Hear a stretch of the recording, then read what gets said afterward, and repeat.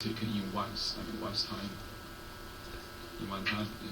So, when the storm starts to where we meet our level of service, how long would that take? Yeah.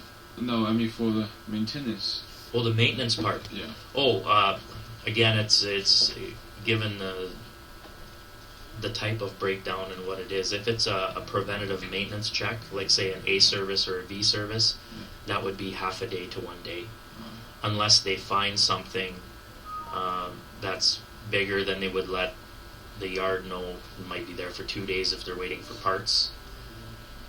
If a truck's broke down on the side of the road, we would inject one of our spares in. We would deal with it after the storm, because during the storm there's always little things that come up. Safeties, annual inspections we usually do during the summer months when the trucks aren't needed, right? So that way they're ready for winter. Those generally take within 2 to 5 days, depending on what they find during the inspection. Yeah. And how much is the cost of it would be? Like includes the labor cost. Well, wow, that would be I couldn't even tell you offhand. Can you just approximately give a number? For like a general breakdown, or just like an annual inspection or a service, or like you are doing right now. I mean every day.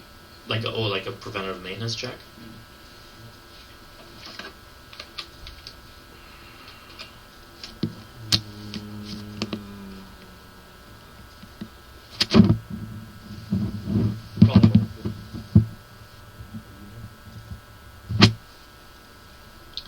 Okay, that's great.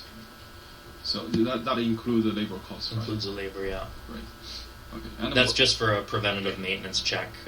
That's for your basic check over, adding a little bit of fluid, maybe replacing a light bulb, greasing it, checking it over, coming up with that list. Now, whatever major defects are found during that inspection would become to a repair state at that point. It wouldn't be a maintenance check over, per se. That's perfect. And would like the maintenance will affect the fleet set arrangement you're doing? Sorry? The maintenance. Yeah. Like some like snow remover, maybe sometimes like multiple of them need to be repaired in the garage. Mm-hmm. And would it affect the fleet size you're doing? Yeah. I guess it does. I mean, if we have fleet sizes, there's two different numbers. There's contractual, which is we have to have 37 trucks ready to respond to winter events, but we probably have more like 50 trucks. Oh, yeah, I got it. Right? So those extra trucks, like I said, are our spare fleet. So say we have 2 trucks in the shop, we have 1 spare in each main location, and then we have like 8 rotation. We have 8 additional spares ready to go in case, say, an engine blows on a truck. Well, we have additional spares that we can take this truck, put it in the shop, and have it tied up for a month, and still have a spare out there, so that way our fleet size doesn't change. Yeah, to the ministry. So that's a great strategy. Okay. Yeah, I think I got enough from it. That's okay. That topic. Bare pavement standards, you didn't ask about those.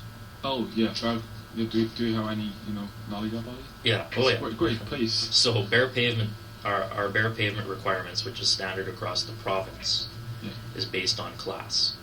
Based on class. Okay. Based on class of highway. So like yesterday, for instance, when we were driving around, you saw some roads with more snowpack, some roads with less snowpack, and some roads with no snowpack. So Highway 17 is Class 2, for instance. So after the end of the event, so when it stops snowing and we can officially say that the snow event is over, we have 16 hours to achieve bare pavement on a Class 2 highway. So during this time, because sometimes the time will be very short. Yes. You need to deploy more trucks. Simply deploy more trucks. No, because we still have 1 truck allocated per route. Right. Keep going. Sorry to interrupt. No, that's okay. That's a valid question, right? Because some people will think, well, if you have a short window, let's just use an example. If I only had 2 trucks in this area, 2 trucks, and I had to go left and I had to go right. At the end of the storm, if I have 16 hours to bear left and bear right, but say I had a short window, but I wanted to put 2 trucks on left, what would happen to right? exactly. Right, so there's only enough equipment based on the standards in the contract to achieve the level of service. Now there are different factors where if temperature drops 5 degrees in an hour and goes below minus 18 or minus 12, depending on the class, that gets harder to bear roads. Then, the ministry accepts that.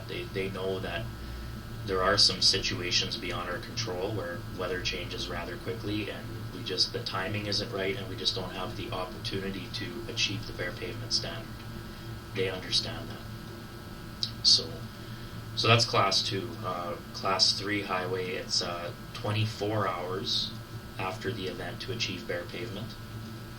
Class 4 highway is 24 hours after the event to achieve center bare pavement, which is 2.5 meters on either side of the center line. And then we have to bare the highway when conditions permit.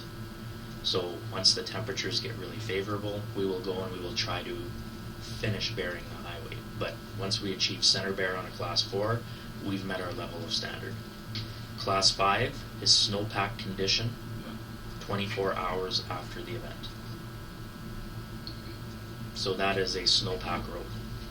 Right. So yesterday you saw a couple examples of that. We want to test on this. Yeah, so those are only class 5s. Now, for this particular device, when you get into those situations where, say, you can't meet your bare pavement level of service on a class 2 because the temperature dropped really quick, which is what happened here in the last snowstorm, this device would increase that to reduce the level of units, and because you got to think, if we don't, after the event, if our window narrows really quick, the temperature profile gets really cold really fast, we can't salt fast enough and dry the road fast enough to be able to achieve our level of service. Yes. Which means in between, until it warms up again, the road's slippery. So we have to sand and plow and sand and do whatever we can. So during that time, we have operations ongoing. Where in those situations, if we use this device and do the road, we might be able to reduce that level of operation, if you get what I'm saying. Yeah, I know. It's basically simply to reduce the cost. If, like, for example, maybe you send this for once, you can do the job like the truck usually do like twice time. You know what I mean? Yeah. Instead of running a truck for a week, maybe I only have to run it for 3 days. Yeah, just more efficient. And efficiency is how we make money. Yeah, of course. Yeah, that's how we make money in this business. Is the more efficient we are. Machine though. Yeah. All right.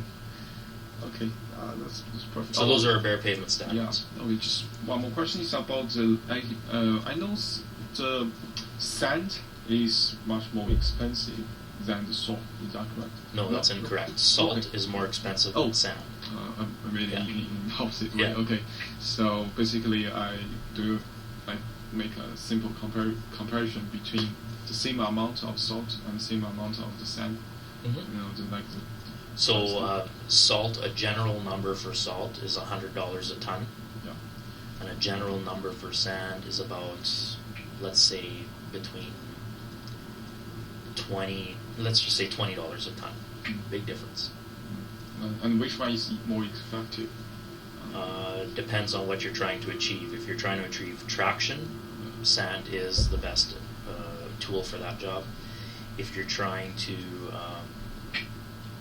reduce snowpack or try to melt ice or create a brine to help achieve your level of service in favorable temperatures, then salt is the tool for that. Okay. So, yeah, that's great. Class 5 highways, we never salt. That makes sense. Yeah. You gotta need to salt, yeah. Right, so 17 we might run 4 loads of salt in an event. Just using this as an example. 17 we might run 4 loads of salt because it's a class 2. The class 3 we might run 2 loads of salt, or we might run 6 loads of salt because there's less traffic, so we have a harder time, right? So as you get lower in class, then the variables really change. Yeah. So based on traffic, based on temperature, based on snow accumulation, based on level of service. Level of service. Okay, and you mentioned about the level of service. The level of service is exactly the ministry give to, right? Pardon me, sorry? The level of service is exactly the